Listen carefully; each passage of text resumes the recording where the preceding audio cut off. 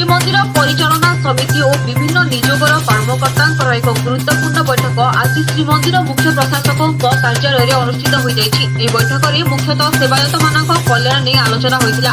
କୋଭିଡ-19 ମୁକାବିଲା ପାଇଁ ଶ୍ରୀଜଗନ୍ନାଥ ମନ୍ଦିର ବନ୍ଦ ରହିବାରୁ ସେବାୟତଙ୍କ ଆର୍ଥିକ ଅବସ୍ଥା ଉପରେ ଏହାର ପ୍ରଭାବ ପଡ଼ିଛି। ଏହାକୁ ଦୃଷ୍ଟିରେ ରଖି ଶ୍ରୀମନ୍ଦିର ପ୍ରଶାସନ ପକ୍ଷରୁ ସମସ୍ତ ସେବାୟତଙ୍କୁ ଦ୍ୱିତୀୟ କିସ୍ତିରେ 5,000 ଟଙ୍କା ଲେଖାଏଁ ପ୍ରଦାନ କରିବାକୁ ନିଷ୍ପତ୍ତି ହୋଇଛି।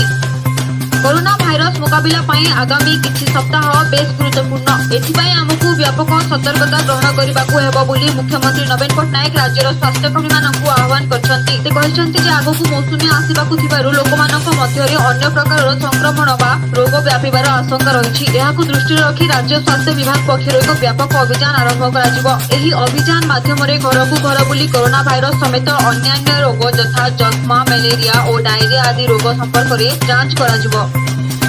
राज्य में आउ 110 कोरोना आक्रांत चिन्हट होइछन्ति। मोट आक्रांतक संख्या 3,250 को वृद्धि होइछि। 97 जन क्वारंटाइन सेंटर रु और 13 जन स्थानीय अंचल चिन्हट होइछन्ति। भुवनेश्वर में आज 6 जन कोरोना आक्रांत चिन्हट होइथिबा बेले जणे सुस्थ होइछन्ति। आक्रांतक मध्यरु 5 जन हॉस्पिटल रु अन्य जने स्थानीय अंचल चिन्हट होइछन्ति।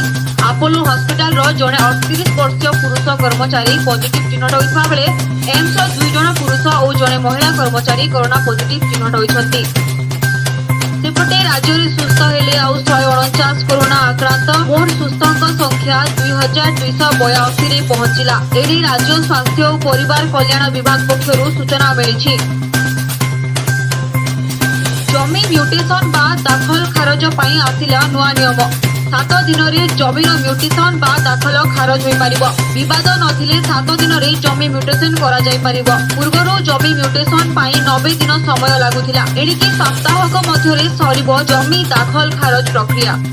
राज्य में आगामी 15 तारीख जाए प्रबल वर्षा संभावना रही। आसंताकाली विभिन्न जिले में प्रबल वर्षार पूर्वानुमान करिछि पाणीपाग विभाग। गंजाम, गजपति, पुरी, कंधमाल, कलाहांडी में प्रबल वर्षा हेबार संभावना।